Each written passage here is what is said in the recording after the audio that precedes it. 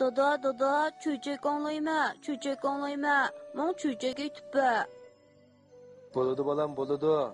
Ben sana ço hazırlam Dilala çöçeklerini koyup bere ya.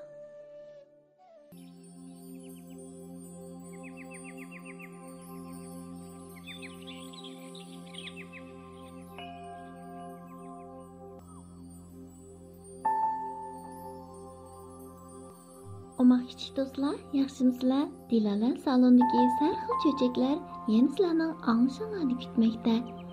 Omaq do'stlar, bugun huzuringlarda qaysi cho'chak qo'yiladigandu? Sarangi sotqich qizchaq. Bu cho'chakni nurg'un kichik do'stlar olgan bo'lishi mumkin. Ham shunchalik yoqtirib anglaysizlar shundaqku. Shunlashqa Dilala salondan bugun yana sizlarga bu cho'chakni sovg'a qildi. Kichik do'stlarning yoqtirib anglashini umid qilamiz. Sarangi sotquchi qizchaq.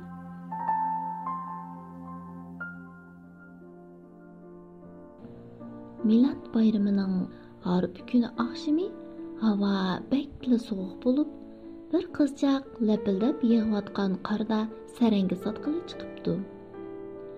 Uning paxtliq chapini yo'q ekan.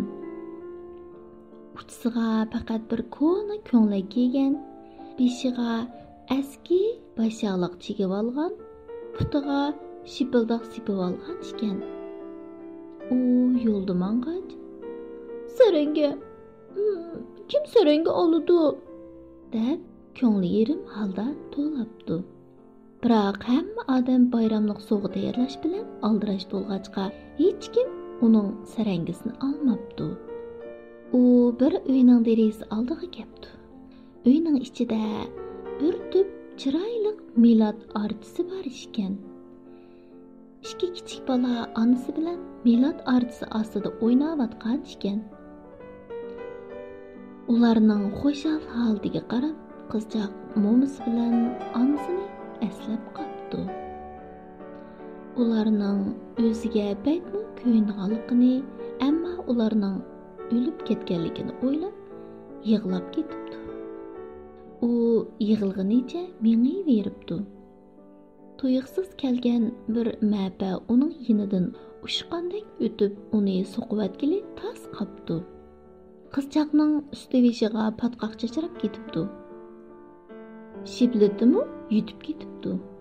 U amalsiz qarda yalang oyoq mengishga majbur bo'libdi. Kech bo'lganda qizchaqning putlari to'nglab ushib ketibdi. Bir kun tamoq yemagachga mong'udek mog'dirma qolmabdi. U bir tomning bulung'iga kelib o'ldirib, to'nglab tayoqdek bo'lib ketgan qo'llari bilan bir tal sarangini yondiribdi. Qizchaq qo'llarini mashki qoqlagandek issiq his qilibdi. Biroq saranga birdamla kuyib tugabdi. U yana bir tal sarangini yondiribdi.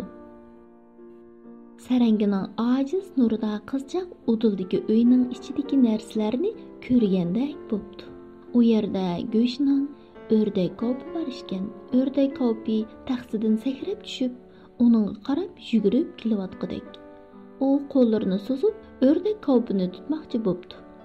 Ammo sarangi yana o'chib qoldi. Uning qo'liga urilgani faqatla udildagi sovuq taom bo'ldi. Qizchaq yana bir tal sarangini yondiribdi. Saranga xuddi gulxandek kuyibdi. Qizchaq o'zini chiroyli bezilgan milad archisi ostida o'ltirgandek sezibdi.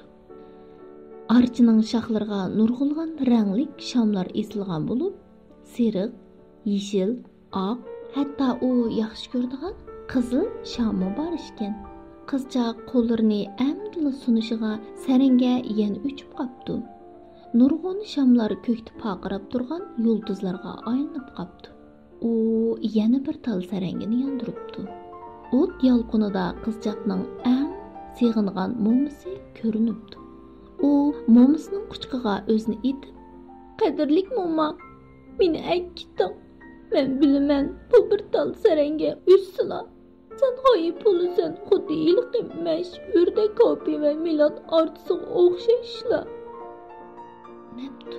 Qizchaq qolgan sarangining hammasini biraqli yondiribdi. Chunki uning mo'misini ap qolg'usi bor ekan. Saranga kuchli yo'riqlik chiqarib, Atrofni kunduzimi bak yo'rtib yetibdi. At saharda kishilar qizchaqning kuyib bo'lgan saranga tilini ching siqindig'icha tomning bulung'ida o'ltirganligini ko'ribdi. Uning qip-qizil qizirib ketgan yuzlarida yana texi baxtli tabassumining iznasi bor ekan. Ammo u qizchaq allaqachon to'nglab o'lib qolgan ekan. Kichik do'stlar, bu cho'chakdan biz nurg'un narsalarni his qildik, shundaqku? Biz hozirgi baxtli turmushimizning qadriga yetaylik. Ota-onamiz yonimizda, yeydigan, ichadigan, kiydiganlarimiz taq. Demak, hozirgi turmushimizga chin dilimizdan rahmat aytaylik. Ham bizga buni his qildirgan cho'chikimizga rahmat aytaylik. Kichik do'stlar, bugungi bu cho'chikimiz mishada oxirlashdi. Yangi cho'chik sizlarning anglashinglarni kutmoqda. Xayr xo'sh.